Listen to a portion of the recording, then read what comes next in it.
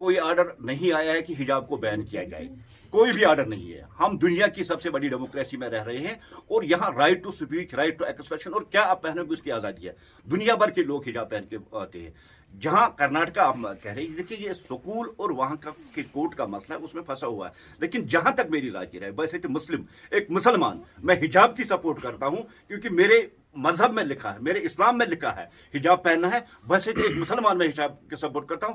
और जहां तक देश के प्रधानमंत्री की बात है, उन्होंने 130 करोड़ हिंदुस्तानियों की बात की, उन्होंने सबका साथ सबका विकास और सबके विश्वास को चलने की बात की है।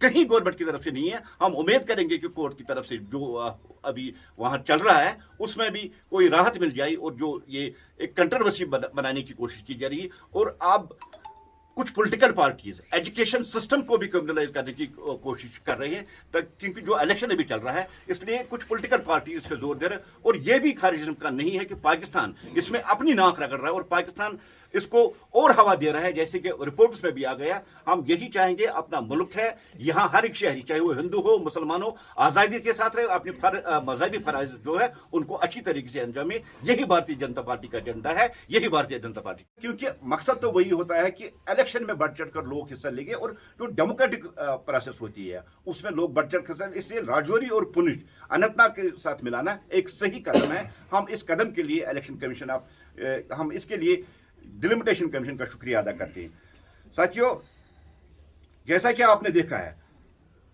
हदबंदी में अब तक बहुत से लोग हैं जिनको नजरअंदाज किया जाता था। मैं आपको बता दूं, कश्मीर में भी कुछ ऐसे एरिया था, बारामूला और बंड इस बडगाम के दरमियान में एक एरिया आता था जहां उसको ना वो डिस्ट्रिक्ट एक्सेप्ट करता था और नतीजा ये निकलता था कि वहां के लोगों की प्रॉब्लम्स सॉल्व नहीं होती थी, उनको परेशानी होती थी। इसको मद्देनजर रखते हुए आज के इस हदबंदी कमीशन में उन्होंने जो किया, उन्होंने हर एरिया को मद्देनजर रखा, वहां की कम्युनिकेशन, वहां की पॉपुलेशन, वहां की जो बॉर्डर्स है उनको कितने उसमें वोटर्स है, किस तरह से इसको बना दिया। और सबसे बड़ी बात है, हमने हमेशा, भारतीय जनता पार्टी ने हमेशा इक्वलिटी की बात की है। आज की हदबंदी कमीशन में जो जो पार्लिमानी हल्का बना उनमें आप देखिए 18 असेंबली हल्के हर एक पार्लिमानी हल्के में कायम बनाए गए हैं। और इक्वलिटी की बात जो हमने की जम्मू कश्मीर की, और इक्वल नजर से इसको देखा गया। साथियों, भारतीय जनता पार्टी हदबंदी कमीशन का शुक्रिया अदा करती है, हम तहे दिल से उनका शुक्रिया अदा करते हैं कि उन्होंने जामिया और अवाम नवाज मुसवदा सामने लाकर इस हदबंदी कमीशन रिपोर्ट को कंप्लीट किया।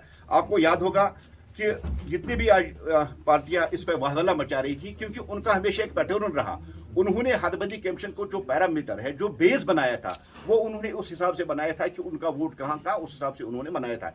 लेकिन आज के हदबंदी कमीशन ने उस चीज को नजरअंदाज करती है। अवाम के ख्वाहिशात के मुताबिक अवाम को कहां सहूलियत मिली, कहां उनकी एडमिनिस्ट्रेटिव पहुंच होगी, उसके को मद्देनजर रखकर उन्होंने हदबंदी कमीशन का जो नई हदबंदी की है उसको उन्होंने मसवदा तैयार किया है। और हम उम्मीद यही रखेंगे कि अगर कहीं किसी को लगता है कि उनके साथ कहीं कुछ प्रॉपरली हुआ नहीं है, उसके लिए भी उन्होंने कुछ डेट दिया है कि वो अपने मसवदे वहां तैयार कर सके। और मेरा यही कहना है कि भारतीय जनता पार्टी हदबंदी कमीशन का शुक्रिया अदा करते हुए ये यकीन रखती है कि अगर कहीं किसी को कुछ एतराज़ात है वो उसमें एतराज़ करे, ताकि आगे उनके वाले उस अमल को सही तरीके से किया जा सके। सर, आपने इक्वलिटी की बात की, तो